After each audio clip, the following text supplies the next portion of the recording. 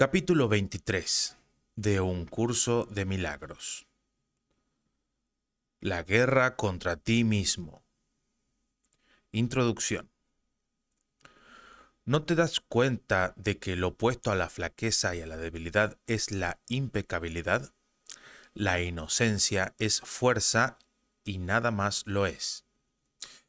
Los que estén libres de pecado no pueden temer, pues el pecado, de la clase que sea, implica debilidad.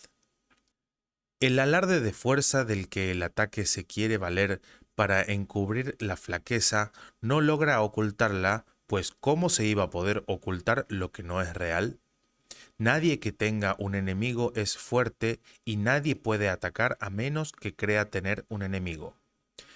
Creer en enemigos es, por lo tanto, creer en la debilidad, y lo que es débil no es la voluntad de Dios, y al oponerse a ésta se ha vuelto el enemigo de Dios. Y así se teme a Dios al considerársele una voluntad contraria. Qué extraña se vuelve en verdad esta guerra contra ti mismo. No podrás sino creer que todo aquello de lo que te vales para los fines del pecado puede herirte y convertirse en tu enemigo. Y así lucharás contra ello y tratarás de debilitarlo, y creyendo haberlo logrado atacarás de nuevo. Es tan seguro que tendrás miedo de lo que atacas como que amarás lo que percibes libre de pecado. Todo aquel que recorre con inocencia el camino que el amor le señala, camina en paz, pues el amor camina a su lado, resguardándolo del miedo. Y lo único que ve son seres inocentes incapaces de atacar.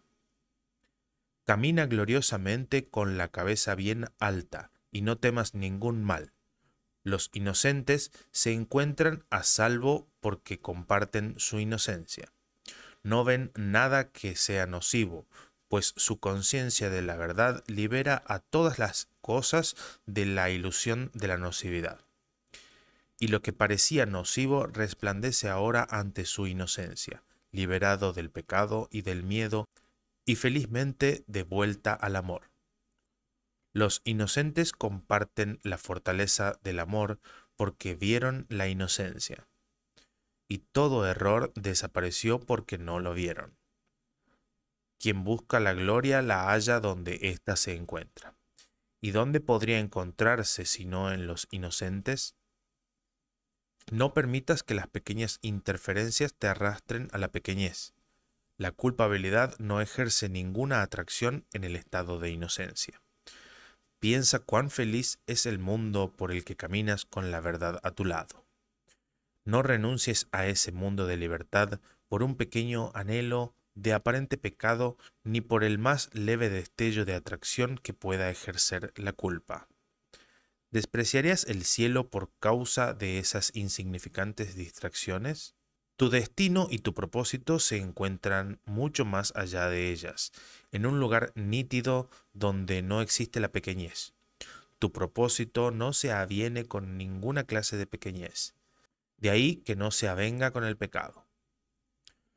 No permitamos que la pequeñez haga caer al Hijo de Dios en la tentación. Su gloria está más allá de toda pequeñez, al ser tan inconmensurable e intemporal como la eternidad. No dejes que el tiempo enturbie tu visión de Él. No lo dejes solo y atemorizado en su tentación, sino más bien ayúdalo a que la supere y a que perciba la luz de la que forma parte. Tu inocencia alumbrará el camino a la suya, y así la tuya quedará protegida y se mantendrá en tu conciencia. Pues, ¿quién puede conocer su gloria y al mismo tiempo percibir lo pequeño y lo débil en sí mismo? ¿Quién puede caminar temblando de miedo por un mundo temible y percatarse de que la gloria del cielo refulge en él? No hay nada a tu alrededor que no forme parte de ti. Contémplalo amorosamente y ve la luz del cielo en ello, pues así es como llegarás a comprender todo lo que se te ha dado.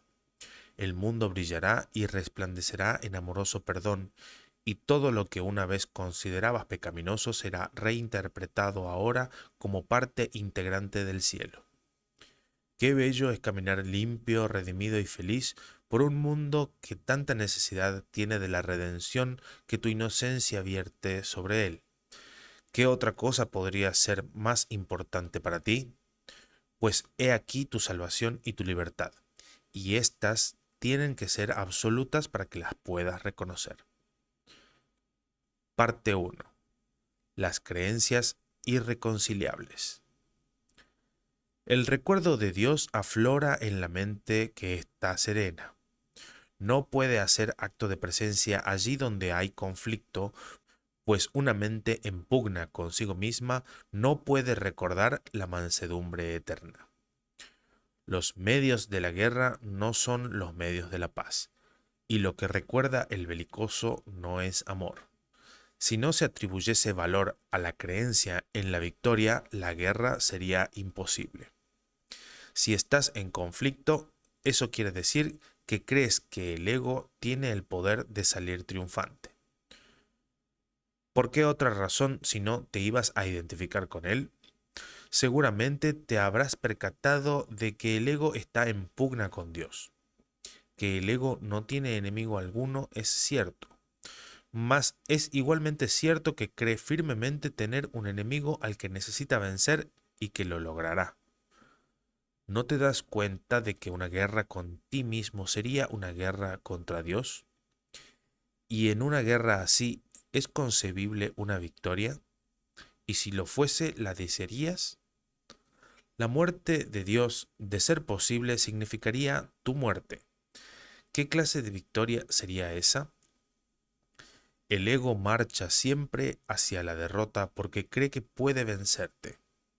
No obstante, Dios sabe que eso no es posible. Eso no es una guerra, sino la descabellada creencia de que es posible atacar y derrotar la voluntad de Dios.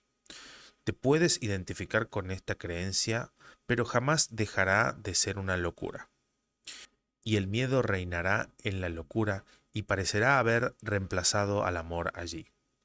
Este es el propósito del conflicto, y para aquellos que creen que es posible, los medios parecen ser reales.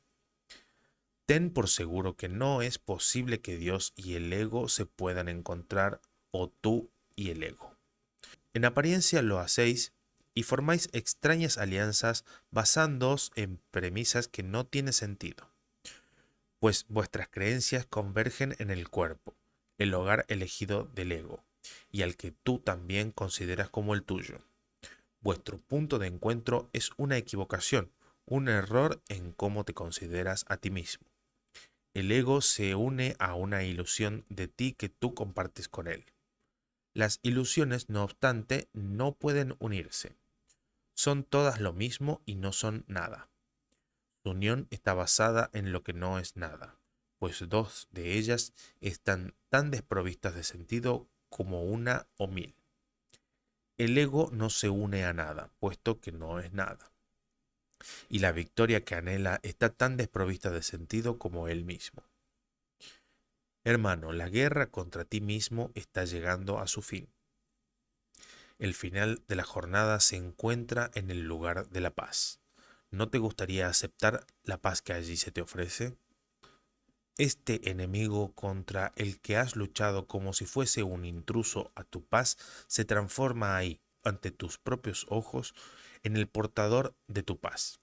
Tu enemigo era Dios mismo, quien no sabe de conflictos, victorias o ataques de ninguna clase. El amor que te profesa es perfecto, absoluto y eterno. El Hijo de Dios, en guerra contra su Creador, es una condición tan ridícula como la sería la naturaleza rugiéndole iracunda al viento, proclamando que él ya no forma parte de ella. ¿Cómo iba a poder la naturaleza decretar esto y hacer que fuese verdad? Del mismo modo, no es a ti a quien le corresponde decidir qué es lo que forma parte de ti y qué debe mantenerse aparte. Esta guerra contra ti mismo se emprendió para enseñarle al Hijo de Dios que Él no es quien realmente es y que no es el hijo de su padre. A tal fin, debe borrar de su memoria el recuerdo de él. En la vida corporal, dicho recuerdo se olvida, y si piensas que eres un cuerpo, creerás haberlo olvidado.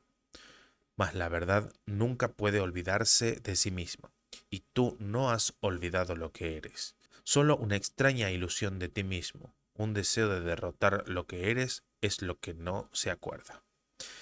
La guerra contra ti mismo no es más que una batalla entre dos ilusiones que luchan para diferenciarse la una de la otra, creyendo que la que triunfe será la verdadera. No existe conflicto alguno entre ellas y la verdad, ni tampoco son ellas diferentes entre sí. Ninguna de las dos es verdad. Por lo tanto, no importa qué forma adopten, lo que las engendró es una locura y no pueden sino seguir formando parte de ello. La locura no representa ninguna amenaza contra la realidad ni ejerce influencia alguna sobre ella. Las ilusiones no pueden vencer a la verdad ni suponer una amenaza para ella en absoluto. Y la realidad que niegan no forma parte de ellas. Lo que tú recuerdas forma parte de ti, pues no puedes sino ser tal como Dios te creó. La verdad no lucha contra las ilusiones, ni las ilusiones luchan contra la verdad. Las ilusiones solo luchan entre ellas.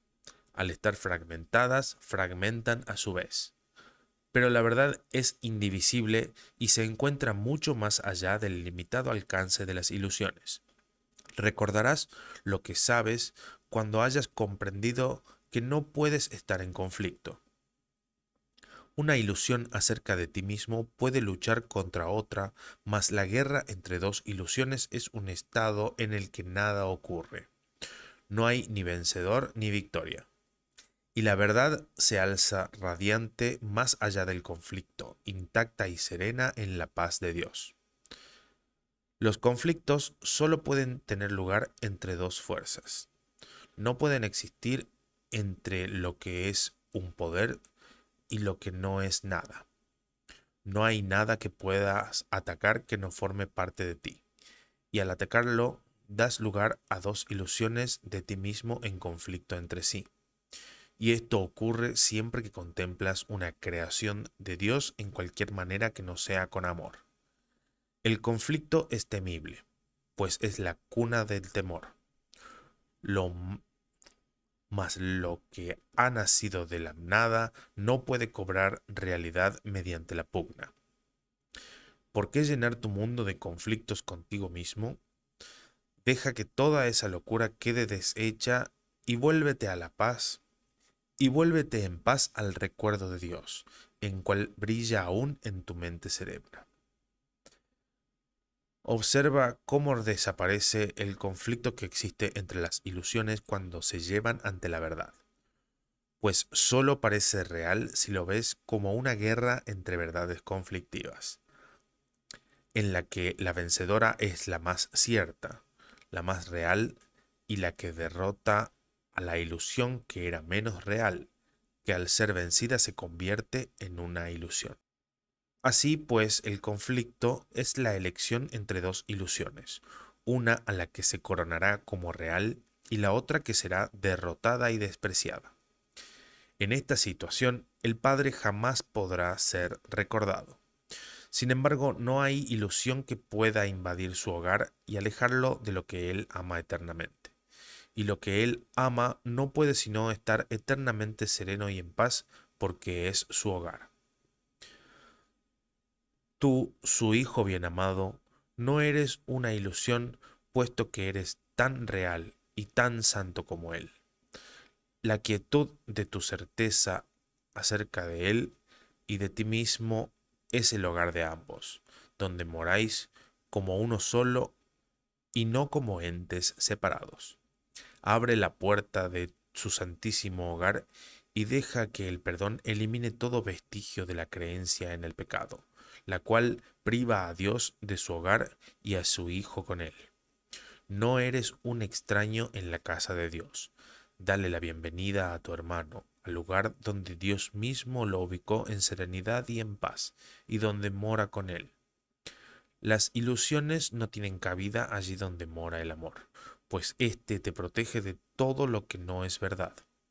Moras en una paz tan ilimitada como la de aquel que la creó, y a aquellos que quieren recordarlo a él se les da todo. El Espíritu Santo vela su hogar, seguro de que su paz jamás puede ser perturbada. ¿Cómo iba a ser posible que el santuario de Dios se volviera contra sí mismo y tratase de subyugar al que allí mora? Piensa en lo que ocurre cuando la morada de Dios se percibe a sí misma como dividida. El altar desaparece, la luz se vuelve tenue y el templo del Santísimo se convierte en la morada del pecado. Y todo se olvida, salvo las ilusiones. Las ilusiones pueden estar en conflicto porque sus formas son diferentes y batallan únicamente para establecer qué forma es real. Las ilusiones encuentran ilusiones, la verdad se encuentra a sí misma. El encuentro de las ilusiones conduce a la guerra, mas la paz se extiende a sí misma al contemplarse a sí misma. La guerra es la condición en la que el mundo nace, crece e intenta dominarlo todo. La paz es el estado donde mora el amor y donde busca compartirse a sí mismo. La paz y el conflicto son opuestos. Allí donde uno mora, el otro no puede estar. Donde uno de ellos va, el otro desaparece.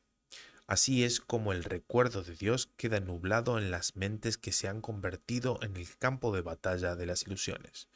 Mas su recuerdo brilla muy por encima de esta guerra insensata, listo para ser recordado cuando te pongas de parte de la paz. Parte 2. Las leyes del caos. Puedes llevar las leyes del caos ante la luz, pero nunca las podrás entender. Las leyes caóticas no tienen sentido, por lo tanto se encuentran fuera de la esfera de la razón. No obstante, aparentan ser un obstáculo para la razón y para la verdad. Contemplémoslas, pues, detenidamente para poder ver más allá de ellas y entender lo que son y no lo que quieren probar. Es esencial que se entienda cuál es su propósito porque su fin es crear caos y atacar la verdad. Estas son las leyes que rigen el mundo que tú fabricaste. Sin embargo, no gobiernan nada ni necesitan violarse. Necesitan simplemente contemplarse y trascenderse. La primera ley caótica es que la verdad es diferente para cada persona. Al igual que todos estos principios, este mantiene que cada cual es un ente separado con su propia manera de pensar que lo distingue de los demás. Este principio procede de la creencia en la jerarquía de ilusiones, que algunas son más importantes que otras y por lo tanto más reales. Cada cual establece esto para sí mismo y le confiere realidad atacando lo que otro valora. Y el ataque se justifica porque los valores difieren y lo que tienen distintos valores parecen ser diferentes y por ende enemigos. Observa cómo parece ser esto un impedimento para el primer principio de los milagros, pues establece grados de verdad entre las ilusiones, haciendo que algunas parezcan ser más difíciles de superar que otras. Si uno pudiese darse cuenta de que todas ellas son la misma ilusión y de que todas son igualmente falsas, sería fácil entender entonces por qué razón los milagros se aplican a todas ellas por igual. Cualquier clase de error puede ser corregido precisamente porque no es cierto. Cuando se lleva ante la verdad en vez de ante otro error, simplemente desaparece. Ninguna parte de lo que no es nada puede ser más resistente a la verdad que otra. La segunda ley del caos, muy querida por todo aquel que venera el pecado, es que no hay nadie que no peque y por lo tanto todo el mundo merece ataque y muerte. Este principio, estrechamente vinculado al primero, es la exigencia de que el error merece castigo y no corrección, pues la destrucción del que comete el error lo pone fuera del alcance de la corrección y del perdón. De este modo, interpreta lo que ha hecho como una sentencia irrevocable contra sí mismo que ni siquiera Dios puede revocar. Los pecados no pueden ser perdonados al ser la creencia de que el Hijo de Dios puede cometer errores por los cuales su propia destrucción se vuelve inevitable. Piensa en las consecuencias que esto parece tener en la relación entre padre e hijo. Ahora parece que nunca jamás podrán ser uno otra vez, pues uno de ellos no puede sino estar por siempre condenado y por el otro. Ahora son diferentes y por ende enemigos, y su relación es una oposición de la misma forma en que los aspectos separados del Hijo convergen únicamente para entrar en conflicto, mas no para unirse. Uno de ellos se debilita y el otro se fortalece por la derrota del primero. Y su temor a Dios y el que se tienen entre sí parece ahora razonable, pues se ha vuelto real por lo que el Hijo de Dios se ha hecho a sí mismo y por lo que le ha hecho a su Creador. En ninguna otra parte es más evidente la arrogancia en la que se basan las leyes del caos que como sale a relucir aquí. He aquí el principio que pretende definir lo que debe ser el creador de la realidad, lo que debe pensar y lo que debe creer, y creyéndolo cómo debe responder. Ni siquiera se considera necesario preguntarle si eso que se ha decretado que son sus creencias es verdad. Su hijo le puede decir lo que ésta es, y la única alternativa que le queda es aceptar la palabra de su hijo o estar equivocado. Esto conduce directamente a la tercera creencia descabellada que hace que el caos parezca ser eterno. Pues si Dios no puede estar equivocado, tiene entonces que aceptar la creencia que su hijo tiene de sí mismo y odiarlo por ello. Observa cómo este tercer principio refuerza el temor a Dios. Ahora se hace imposible recurrir a Él en momentos de tribulación, pues se ha convertido en el enemigo que la causó, y no sirve de nada recurrir a Él. La salvación tampoco puede encontrarse en el Hijo, ya que cada uno de sus aspectos parece estar en pugna con el Padre. Siente que su ataque está justificado. Ahora el conflicto se ha vuelto inevitable e inaccesible a la ayuda de Dios, pues ahora la salvación jamás será posible, ya que el Salvador se ha convertido en el enemigo. No hay manera de librarse o escapar. La expiación se convierte en un mito y lo que la voluntad de Dios dispone es la venganza, no el perdón. Desde allí donde todo esto se origina, no se ve nada que pueda ser realmente una ayuda. Solo la destrucción puede ser el resultado final. Y Dios mismo parece estar poniéndose de parte de la destrucción para derrotar a su Hijo. No pienses que el ego te va a ayudar a escapar de lo que Él desea para ti. Esa es la función de este curso, que no le concede ningún valor a lo que el ego tiene en gran estima. El ego atribuye valor únicamente a aquello de lo que se apropia. Esto conduce a la cuarta ley del caos, que si las demás son aceptadas no puede sino ser verdad. Esta supuesta ley es la creencia de que haces tuyo aquello de lo que te apropias. De acuerdo con esta ley, la pérdida de otro es tu ganancia, y por consiguiente no reconoce el hecho de que nunca puedes quitarle nada a nadie excepto a ti mismo. Mas las otras leyes no pueden sino conducir a esto, pues los que son enemigos No se conceden nada de buen grado el uno al otro, ni procuran compartir las cosas que valoran. Y los que tus enemigos ocultan de ti debe ser algo que vale la pena poseer, ya que lo mantienen oculto de ti. Todos los mecanismos de la locura se hacen patentes aquí. El enemigo que se fortalece al mantener oculto el valioso legado que debería ser tuyo, la postura que adoptas y el ataque que infliges, los cuales están justificados por razón de lo que se te ha negado, y la pérdida inevitable que el enemigo debe sufrir para que tú te puedas salvar. Así es como los culpables declaran su inocencia. Si el comportamiento inescrupuloso del enemigo no nos forzara a este vil ataque, solo responderían con bondad. Pero en un mundo despiadado, los bondadosos no pueden sobrevivir, de modo que tienen que apropiarse de todo cuanto puedan o dejar que otros se apropien de lo que es suyo. Y ahora queda una vaga pregunta por contestar, que aún no ha sido explicada.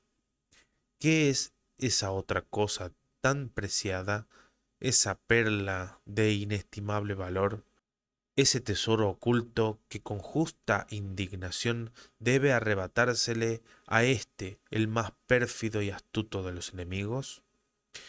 Debe de ser lo que siempre has anhelado, pero nunca hallaste, y ahora entiendes la razón de que nunca lo encontrarás. Este enemigo te lo había arrebatado y lo ocultó donde jamás se te habría ocurrido buscar. Lo ocultó en su cuerpo, haciendo que éste sirviera de refugio para su culpa, de escondrijo de lo que es tuyo. Ahora su cuerpo se tiene que destruir y sacrificar para que tú puedas tener lo que te pertenece. La traición que él ha cometido exige su muerte para que tú puedas vivir, y así solo atacas en defensa propia. Pero ¿qué es eso que deseas que exige su muerte? ¿Cómo puedes estar seguro de que tu ataque asesino está justificado, a menos que sepas cuál es su propósito? Aquí es donde el último principio del caos acude en tu auxilio. Este principio alega que hay un sustituto para el amor. Esta es la magia que curará todo tu dolor, el elemento que falta que curaría tu locura. Esta es la razón de que tengas que atacar. He aquí lo que hace que tu venganza esté justificada. He aquí revelado el regalo secreto del ego, arrancado del cuerpo de tu hermano, donde se había ocultado con malicia y con odio hacia aquel a quien verdaderamente le pertenece. Él te quiere privar de ese ingrediente secreto que le daría significado a tu vida. El sustituto del amor, nacido de vuestra mutua enemistad, tiene que ser la salvación. Y no tiene sustituto porque solo hay uno. Y así el propósito de todas tus relaciones es apropiarte de él y convertirte en su dueño. Mas nunca podrás poseerlo del todo. Y tu hermano jamás cesará de atacarte por lo que le robaste. La venganza de Dios contra vosotros dos tampoco cesará, pues en su locura él tiene también que poseer ese sustituto del amor y destruiros a ambos. Tú que crees ser cuerdo y caminar por tierra firme en un mundo en el que se puede encontrar significado, considera lo siguiente. Estas son las leyes en las que parece basarse tu cordura. Estos son los principios que hacen que el suelo que pisas parezca firme. Y es ahí donde tratas de encontrar significado. Esas son las leyes que promulgaste para tu salvación. Apoyan firmemente al sustituto del cielo que prefieres. Ese es su propósito, pues para eso es para lo que fueron promulgadas. No tiene objeto preguntar qué significado tienen. Eso es obvio. Los medios de la locura no pueden sino ser dementes. ¿Estás tú igualmente seguro de que comprendes que su objetivo es la locura? Nadie desea la locura ni nadie se aferra a su propia locura si ve que eso es lo que es. Lo que protege a la locura es la creencia de que es la verdad. Usurpar el lugar de la verdad es la función de la demencia, y para poder creer en ella tiene que considerarse la verdad. Y si es la verdad, entonces su opuesto, que antes era la verdad, tiene que ser ahora la locura. Tal invención en la que todo está completamente al revés, en la que la demencia es locura, las ilusiones verdad, el ataque bondad, el odio amor y el asesinato bendición, es el objetivo que persiguen las leyes del caos. Esos son los medios que hacen que las leyes de Dios parezcan estar invertidas. Ahí las leyes del pecado parecen mantener cautivo al amor y haber puesto al pecado en libertad. Esos no parecen ser los objetivos del caos, pues gracias a la gran inversión parecen ser las leyes del orden. ¿Cómo podría ser de otra manera? El caos es la ausencia total del orden y de leyes. Para que se pueda creer en él, sus aparentes leyes tienen que percibirse como reales. Su objetivo de demencia tiene que verse como cordura. Y el miedo, con labios mortecinos y ojos que no ven, obcecado y de aspecto horrible, es elevado al trono del amor. Su moribundo conquistador, su sustituto, el que te salva de la salvación. Cuán bella hacen lucir a la muerte las leyes del miedo. Dale gracias al héroe que se sentó en el trono del amor y que salvó al Hijo de Dios para entregárselo al miedo y a la muerte. Sin embargo, ¿cómo es posible que se pueda creer en semejantes leyes? Hay un extraño mecanismo que hace que ello sea posible. Es algo que nos resulta familiar, pues hemos visto en innumerables ocasiones cómo parece funcionar. En realidad no funciona en absoluto, mas en sueños, donde los protagonistas principales son solo sombras, parece ser muy poderoso. Ninguna de las leyes del caos podría coaccionar a nadie a que creyese en ella, si no fuera por el énfasis que se pone en la forma y por el absoluto desprecio que se hace del contenido. Nadie que crea que una sola de estas leyes es verdad se da cuenta de lo que estipula. Algunas de las formas que adoptan parecen tener sentido, pero eso es todo. ¿Cómo es posible que algunas formas de asesinato no signifiquen muerte? ¿Puede acaso un ataque, sea cual sea la forma en que se manifieste, ser amor? ¿Qué forma de condena podría ser una bendición? ¿Quién puede incapacitar a su Salvador y hallar la salvación? No dejes que la forma que adopta el ataque contra tu hermano te engañe. No puedes intentar herirlo y al mismo tiempo salvarte. ¿Quién puede estar a salvo del ataque atacándose a sí mismo?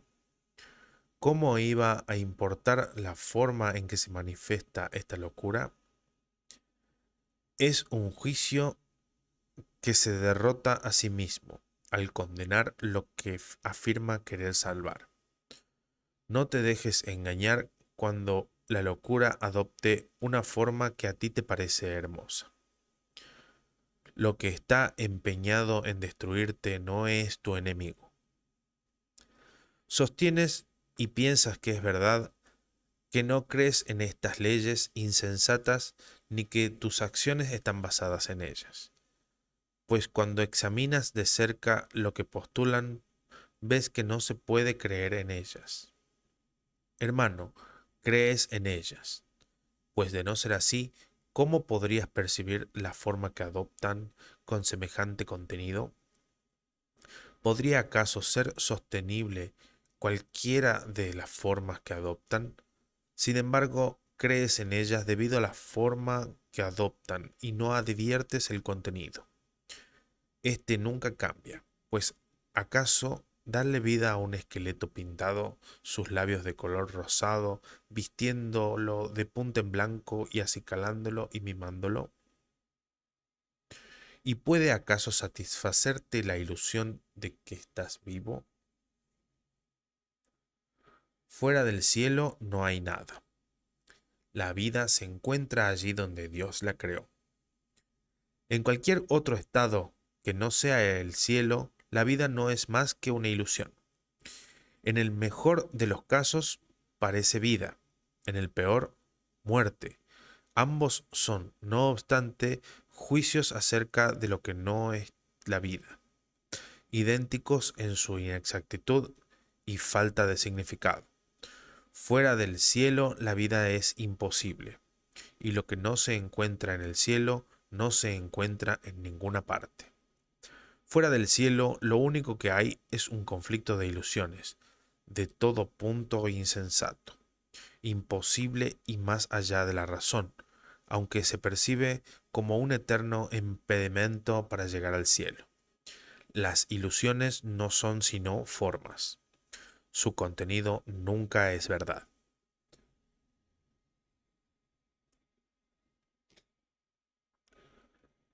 Las leyes del caos gobiernan todas las ilusiones. Las formas que éstas adoptan entran en conflicto, haciéndolo que parezca posible concederle más valor a una que a otras.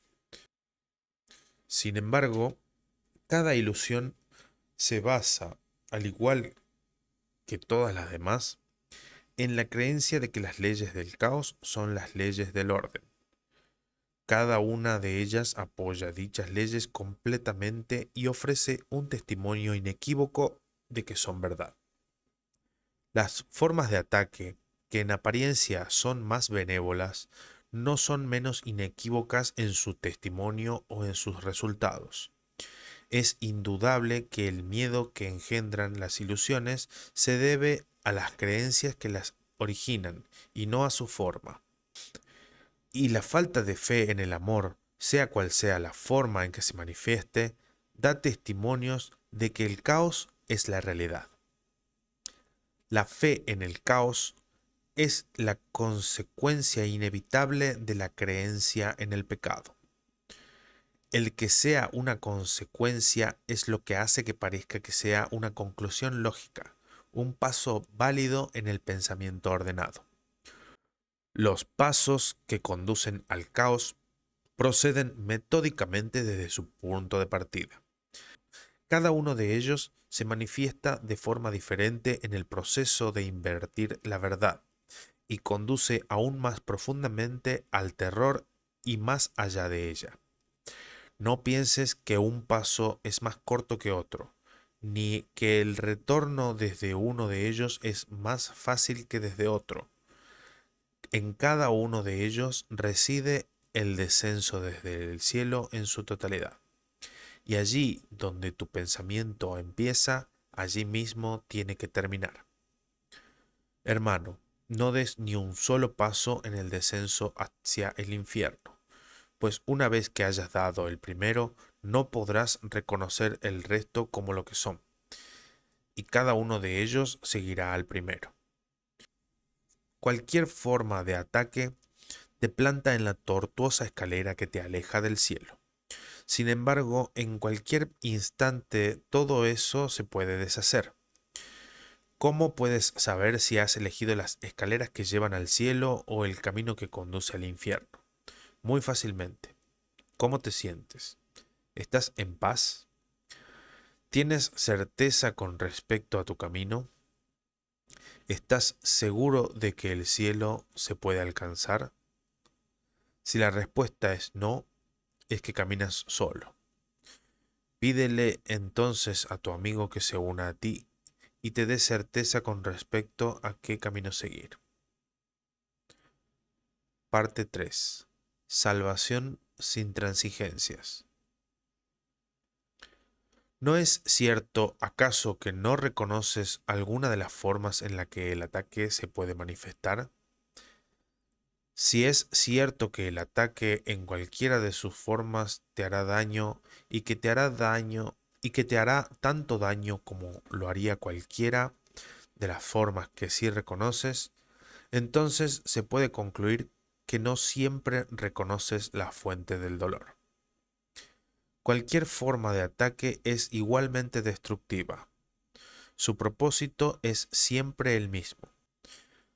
Su única intención es asesinar.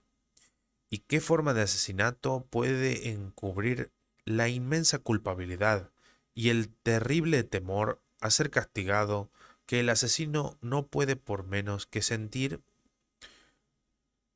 Puede que niegue ser un asesino y que justifique su infamia con sonrisas mientras la comete. Sin embargo, sufrirá y verá sus intenciones en pesadillas en las que las sonrisas habrán desaparecido y en las que su propósito sale al encuentro de su horrorizada conciencia para seguir acosándolo. Pues nadie que piense en asesinar puede escaparse de la culpabilidad que dicho pensamiento conlleva. Si la intención del ataque es la muerte, ¿qué importa la forma que adopte? ¿Podría cualquier forma de muerte, por muy hermosa y caritativa que parezca, ser una bendición y un signo de que la voz que habla por Dios le está hablando a tu hermano a través de ti? La envoltura no hace el regalo. Una caja vacía, por muy bella que sea y por mucha gentileza que se tenga al darse, sigue estando vacía. Y tanto el que la recibe como el que la da no podrán seguir engañándose por mucho más tiempo. Niégale el perdón a tu hermano y lo estarás atacando. No le estarás dando nada y solo recibirás de él lo que le diste. La salvación no transige en absoluto. Transigir es aceptar únicamente una parte de lo que quieres. Es tomar solo un poco y renunciar al resto. La salvación no renuncia a nada. Se le concede a todos enteramente. Si se le permite la entrada a la idea de transigir, se pierde la conciencia del propósito de la salvación porque no se reconoce. Dicho propósito se niega cuando la idea de transigir se ha aceptado, pues es la creencia de que la salvación es imposible. La idea de transigir mantiene que puedes atacar un poco, amar un poco y ser consciente de la diferencia. De esta manera pretende enseñar que un poco de lo mismo puede ser diferente y al mismo tiempo permanecer intacto cual uno solo. ¿Tiene sentido esto? ¿Es acaso comprensible? Este curso es fácil precisamente porque no transige en absoluto. Aún así, parece ser difícil para aquellos que todavía creen que es posible transigir. No se dan cuenta de que si lo fuera, la salvación sería un ataque. Es indudable que la creencia de que la salvación es imposible no puede propiciar la calmada y serena certeza de que ésta ha llegado. El perdón no se puede negar solo un poco. Tampoco es posible atacar por una razón y amar por otra, y entender lo que es el perdón. ¿No te gustaría poder reconocer lo que constituye un asalto a tu paz si esa es la única manera de no perderla de vista? Si no la defiendes, puedes mantenerla brillando ante tu visión eternamente diáfana y sin jamás perderla de vista. Los que creen que es posible defender la paz y que está justificado atacar en su nombre, no pueden percibir que la paz se encuentra dentro de ellos. ¿Cómo iban a saberlo? ¿Cómo iban a poder aceptar el perdón y al mismo tiempo seguir albergando la creencia de que algunas formas de asesinato mantienen la paz a salvo? ¿Cómo iban a estar dispuestos a aceptar el hecho de que su brutal propósito va dirigido contra ellos mismos? Nadie se une a su enemigo ni comparte su propósito, y nadie transige con un enemigo sin seguir odiándolo por razón de lo que éste le privó. No confundas una tregua con la paz, ni la transigencia con el escape del conflicto. Haber sido liberado del conflicto significa que éste ha cesado. La puerta está abierta. Te has retirado del campo de batalla. No te has quedado ahí con la esperanza cobarde de que el conflicto no se reanude solo porque los cañones se han acallado por un momento y el miedo que asola el lugar de la muerte no es evidente. En un campo de batalla no hay seguridad. Lo puedes contemplar a salvo desde lo alto sin que te afecte. Pero dentro de él no puedes encontrar ninguna seguridad. Ni uno solo de los árboles que aún quedan en pie puede ofrecerte cobijo. Ni una sola fantasía de protección puede servir de escudo contra la fe en el asesinato. He aquí el cuerpo vacilando entre el deseo natural de comunicarse y la intención antinatural de asesinar y de morir. ¿Crees que puede haber alguna forma de asesinato que ofrezca seguridad? ¿Podría acaso la culpa estar ausente de un campo de batalla? Parte 4. Por encima del campo de batalla. No sigas estando en conflicto, pues sin ataque no puede haber guerra. Tenerle miedo a Dios es tenerle miedo a la vida, no a la muerte. Sin embargo, Dios sigue siendo el único refugio. En Él no hay ataques en Él no hay ataques ni el cielo se vea acechado por ninguna clase de ilusión. El cielo es completamente real. En Él las diferencias no tienen cabida y lo que es lo mismo no puede estar en conflicto. No se te pide que luches contra tu deseo de asesinar, pero sí se te pide que te des cuenta de que las formas que dicho deseo adopta encubren la intención del mismo. Y es eso lo que te asusta, no la forma que adopta. Lo que no es amor es asesinato. Lo que no es amoroso no puede sino ser un ataque. Toda ilusión es un asalto contra la verdad, y cada una de ellas es una agresión contra la idea del amor, porque éste parece ser tan verdadero como ellas. Mas, ¿qué puede ser igual a la verdad y sin embargo diferente? El asesinato y el amor son incomprensibles.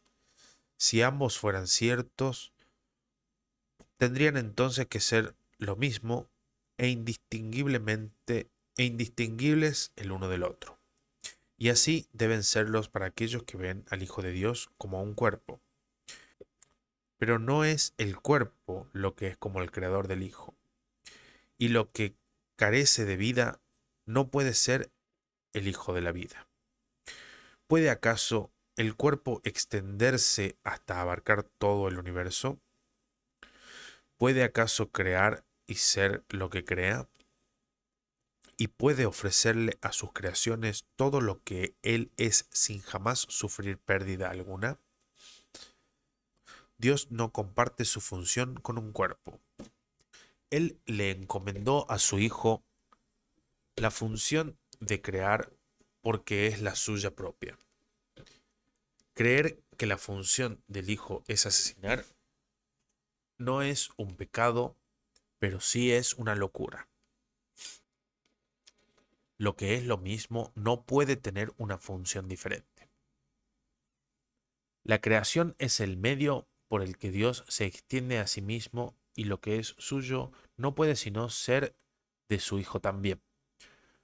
Pues o bien el Padre y el Hijo son asesinos, o bien ninguno lo es. La vida no crea a la muerte, puesto que sólo puede crear semejanza propia. La hermosa luz de tu relación es como el amor de Dios, mas aún no puede asumir la sagrada función que Dios le encomendó a su Hijo, puesto que todavía no has perdonado a tu hermano completamente y por ende el perdón no se puede extender a toda la creación. Toda forma de asesinato y ataque que todavía te atraiga y que aún no has reconocido como lo que realmente es, limita la curación y los milagros que tienes el poder de extender a todo el mundo. Aún así, el Espíritu Santo sabe cómo multiplicar tus pequeñas ofrendas y hacerlas poderosas. Sabe también cómo elevar tu relación por encima del campo de batalla para que ya no se encuentre más en él. Esto es lo único que tienes que hacer, reconocer que cualquier forma de asesinato no es tu voluntad. Tu propósito ahora es pasar por alto el campo de batalla. Elévate y desde un lugar más alto contémplalo. Desde ahí tu perspectiva será muy diferente. Aquí, en el medio de él, ciertamente parece real. Aquí has elegido ser parte de él. Aquí tu elección es asesinar. Mas desde lo alto eliges los milagros en vez del asesinato. Y la perspectiva que procede de esta elección te muestra que la batalla no es real y que es fácil escaparse de ella. Los cuerpos pueden batallar, pero el choque entre formas no significa nada. Y este cesa cuando te das cuenta de que nunca tuvo comienzo. ¿Cómo ibas a poder percibir una batalla como inexistente si participas de ella? ¿Cómo ibas a poder reconocer la verdad de los milagros si el asesinato es tu elección? Cuando la tentación de atacar se presente para nublar tu mente y volverla asesina, recuerda que puedes ver la batalla desde más arriba. Incluso cuando se presenta en formas que no reconoces, conoces las señales. Una punzada de dolor, un ápice de culpa, pero sobre todo la pérdida de la paz. Conoces esto muy bien. Cuando se presenten, no abandones tu lugar en lo alto, sino elige inmediatamente un milagro en vez del asesinato. Y Dios mismo, así como todas las luces del cielo, se inclinarán tiernamente ante ti para apoyarte, pues habrás elegido permanecer donde Él quiere que estés y no hay ilusión que pueda atacar la paz de Dios cuando Él está junto a su Hijo. No contemples a nadie desde el dentro del campo de batalla, pues lo estarás viendo desde un lugar que no existe. No tienes un punto de referencia desde el que observar y desde el que lo que ves pueda tener significado, pues solo los cuerpos pueden atacar y asesinar. Y si este es tu propósito, eso quiere decir que eres un cuerpo. Solo los propósitos unifican, y aquellos que comparten un mismo propósito son de un mismo pensar. El cuerpo de por sí no tiene propósito alguno y no puede sino ser algo solitario. Desde abajo no se puede trascender, pero desde arriba las limitaciones que le impones, pero desde arriba las limitaciones que les impones a aquellos que todavía batallan desaparecen y se hace imposible percibirlas. El cuerpo se interpone entre el Padre y el cielo que Él creó para su Hijo precisamente porque no tiene ningún propósito. Piensa en lo que se les concede a los que comparten el propósito de su Padre sabiendo que es también el suyo. No tienen necesidad de nada. Cualquier clase de pensar es inconcebible. Son conscientes únicamente de la luz que emanan. Y solo el amor brilla sobre ellos para siempre. El amor es su pasado, su presente y su futuro, siempre el mismo, eternamente pleno y completamente compartido. Y saben que es imposible que su felicidad pueda jamás sufrir cambio alguno. Tal vez pienses que en el campo de batalla todavía hay algo que puedes ganar. Sin embargo, ¿Podría ser eso algo que te ofreciese una calma perfecta y una sensación de amor tan profunda y serena que ninguna sombra de duda pudiera jamás hacerte perder la cabeza? ¿Y podría ser algo que durase eternamente? Los que son conscientes de la fortaleza de Dios jamás podrían pensar en batallas. ¿Qué sacarían con ello sino la pérdida de su perfección? Pues todo aquello por lo que se lucha en el campo de batalla tiene que ver con el cuerpo, con algo que éste parece ofrecer y poseer. Nadie que sepa que lo tiene todo podría buscarse limitaciones ni valorar las ofrendas del cuerpo. La insensatez de la conquista resulta evidente desde la serena esfera que se encuentra por encima del campo de batalla. ¿Qué puede estar en conflicto con lo que lo es todo? ¿Y qué hay que ofreciendo menos pudiera ser más deseable? ¿Y quién que esté respaldado por el amor de Dios podría resultarle difícil elegir entre los milagros y el asesinato?